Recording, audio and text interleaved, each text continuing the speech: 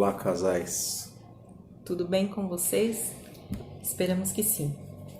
Estamos reunidos aqui para mais uma aula e antes de iniciarmos, então, o Weber vai orar. Obrigado, Senhor, por esse dia. Obrigado pelo teu cuidado. Obrigado pela a tua provisão, teu sustento, a tua misericórdia que tem sido constantemente derramadas em nosso favor.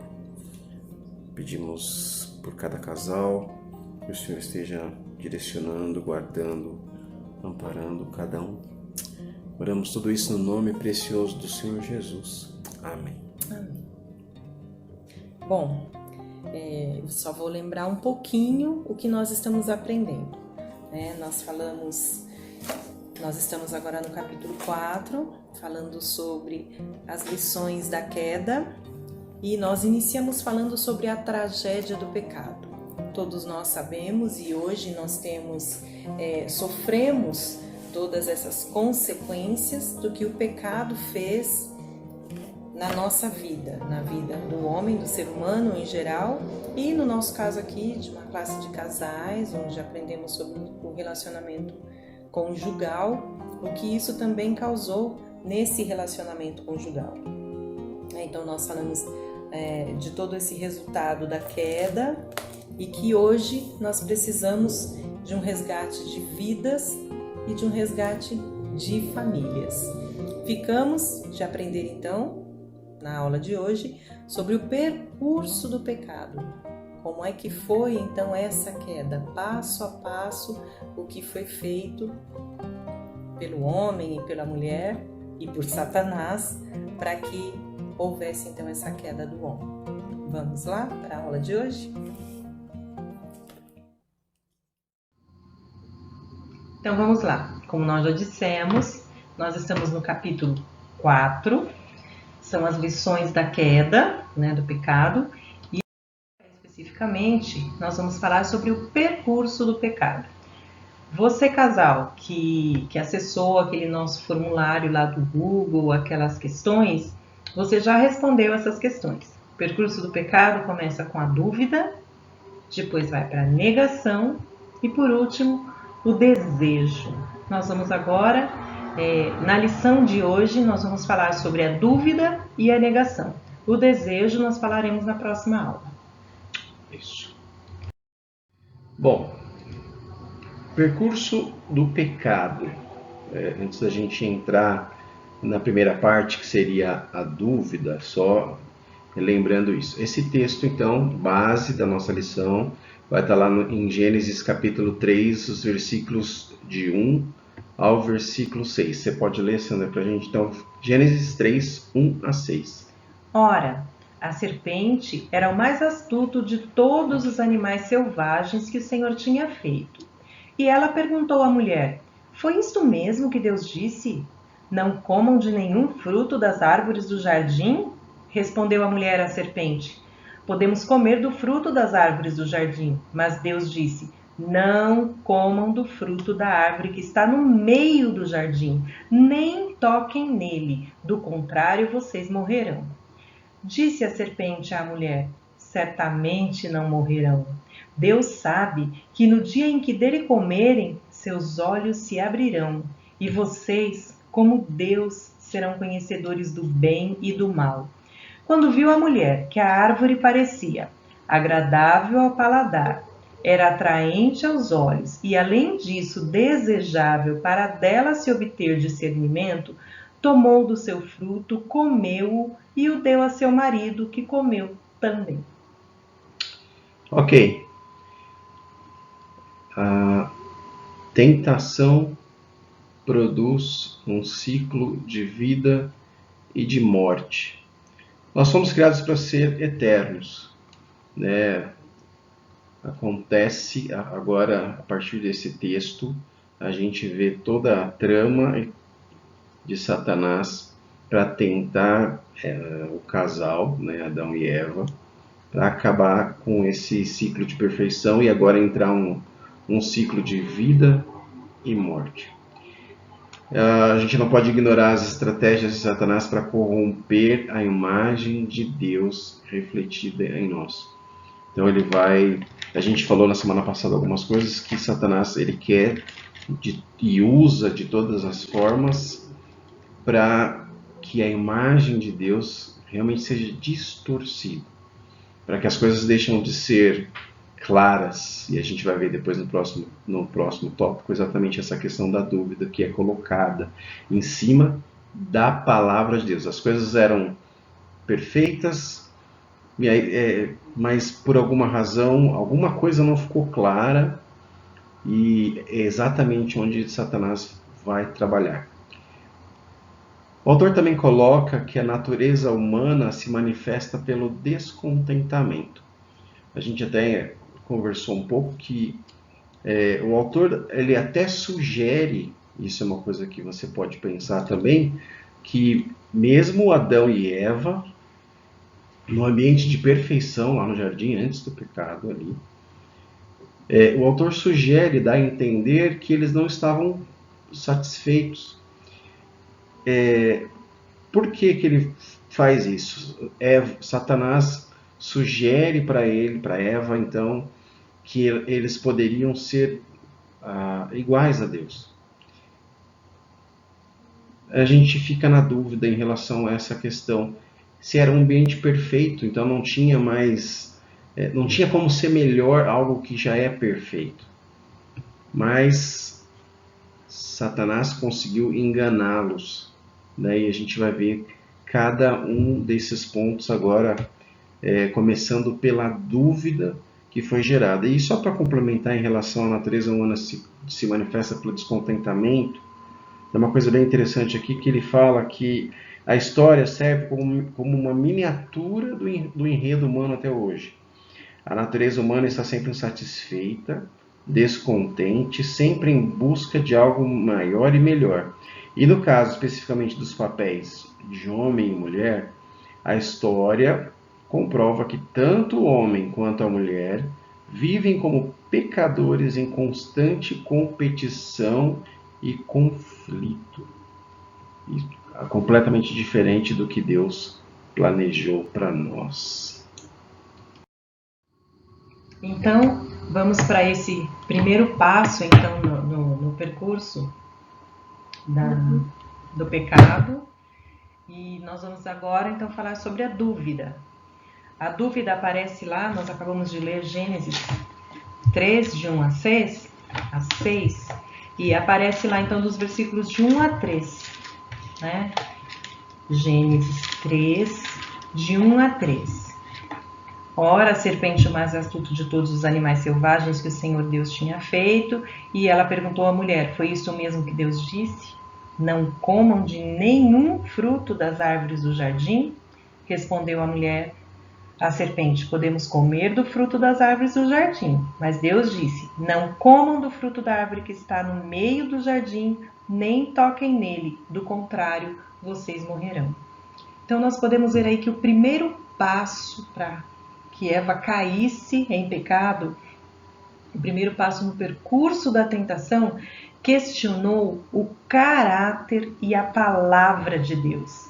Quando nós começamos a entender essa conversa de Satanás, né, da serpente, com Eva, nós vemos que ele apela para a única proibição que Deus tinha dado ao homem. Né? Ele questiona essa única proibição que Deus tinha dado.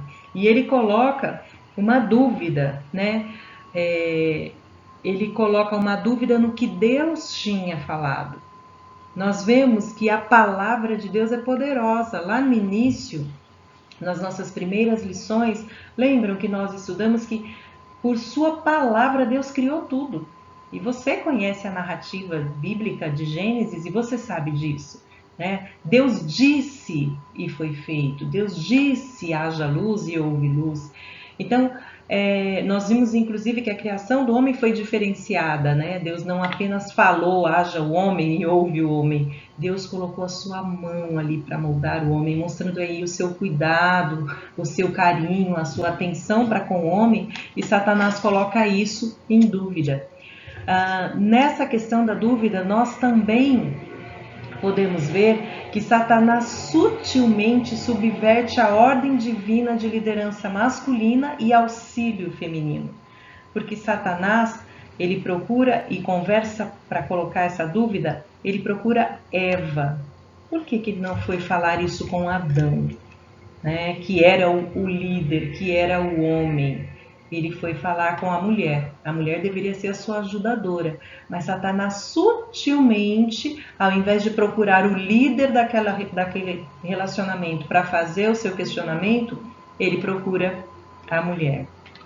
E com as suas perguntas, né, de forma sutil, ele vai semeando dúvidas na mente de Eva e questiona a bondade de Deus, né? É interessante porque ele coloca nessa questão, quando ele coloca, falando da dúvida, ele coloca a proibição acima da permissão. É interessante. Até hoje a gente sofre essa consequência. Tudo que é proibido parece que é melhor. Porque ao invés de Satanás usar, ou Eva, né, em sua resposta, usar, Deus deixou que eu tivesse liberdade de fazer tudo nesse jardim. Não, ele fixou a sua pergunta na proibição, era uma única proibição. Diante de uma beleza tão grande, de um jardim com tantas coisas maravilhosas, o que ficou forte e pesado ali, mas isso aqui você não pode fazer.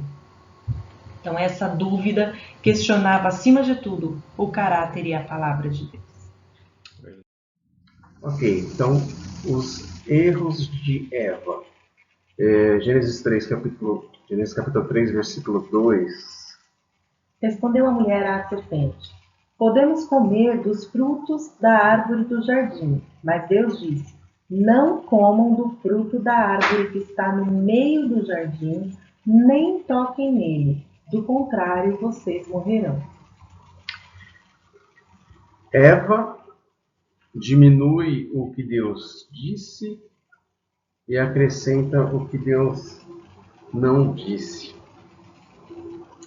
É interessante essa questão toda sobre esse trecho, a partir desse ponto, quando a serpente então começa a dialogar, assim, vamos dizer, com Eva, e as respostas que Eva dá às perguntas já maliciosas e tendenciosas, com segundas intenções de Satanás. E é interessante, o livro, o autor, ele trata uma questão interessante nisso também. Surge a dúvida aqui para saber se Adão havia falhado na comunicação com sua esposa sobre o que Deus disse em relação a essa questão da árvore do fruto.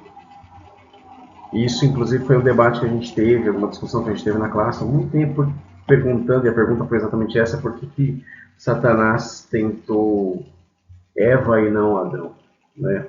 E aí alguns irmãos participaram bem dessa pergunta quando nós estudamos lá na classe. Mas o que é interessante nisso aqui, e aí o autor ele faz um comparativo quando Satanás tenta Jesus no deserto. E ele vai falar exatamente isso, que Jesus, ele responde às tentações do diabo citando ao pé da letra a palavra de Deus. A palavra de Deus, literalmente. E aqui, Satanás também tenta Eva, e Eva distorce a palavra de Deus. Por 2 vezes, Eva diminuiu o que Deus havia dito.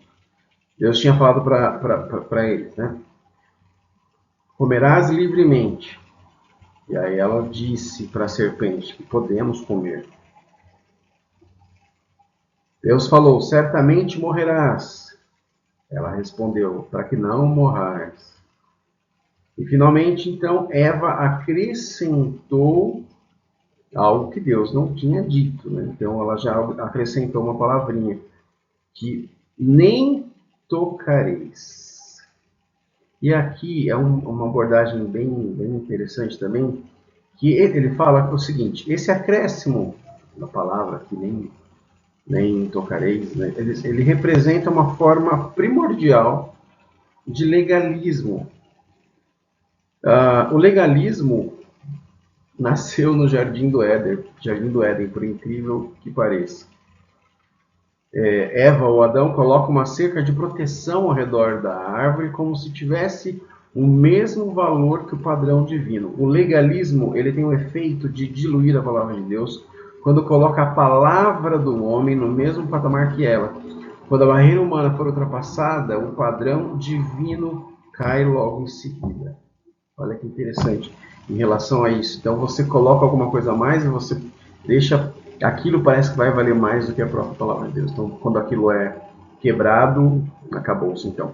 Então a gente vê claramente os erros de Eva em relação às respostas que ela dá à serpente, acrescentando, distorcendo em cima da dúvida que foi levantada pela própria serpente.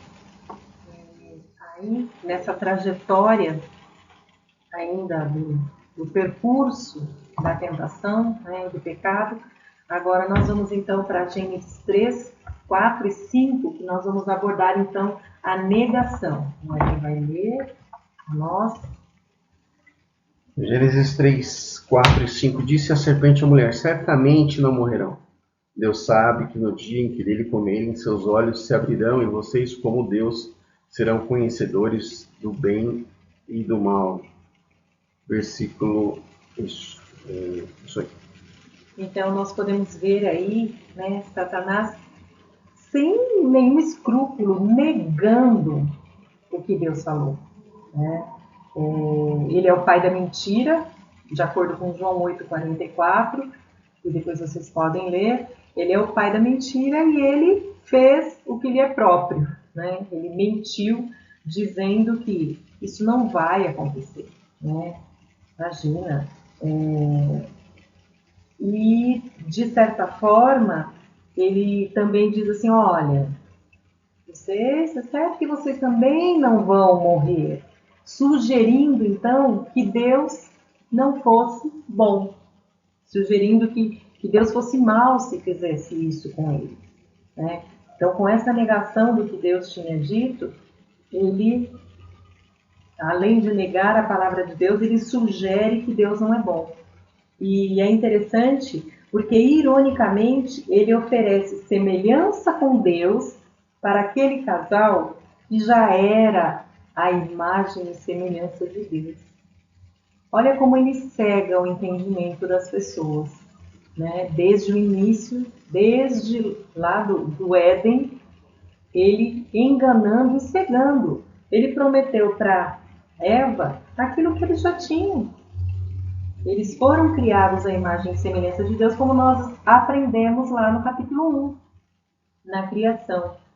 E outra coisa interessante é que ele usa a mesma isca que ele usou para trazer seguidores quando ele caiu, quando ele pecou.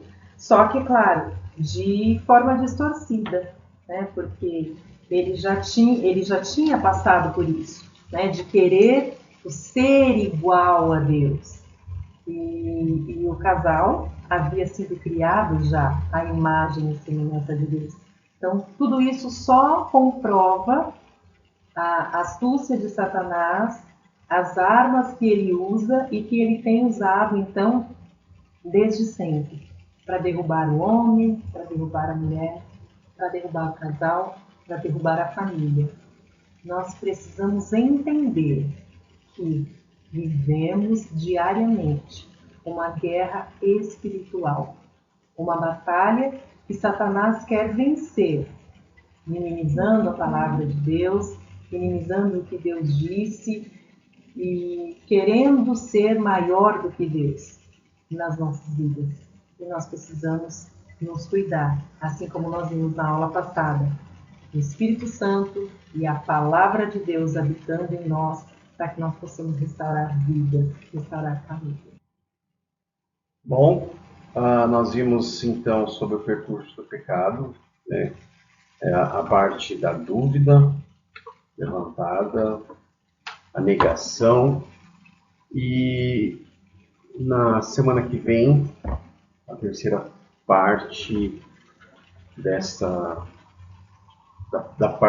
primeira parte do terceiro item dessa primeira parte é o desejo, que a gente vai estudar na semana que vem. A gente também quer marcar, a gente vai deixar detalhes no grupo, porque a gente já citou, a gente já falou que o livro ele tem muitas perguntas e muitos comentários, enfim, que precisam ser levantados, ser discutidos, e é bom que vocês deem também sua opinião para a gente conversar, tá bom?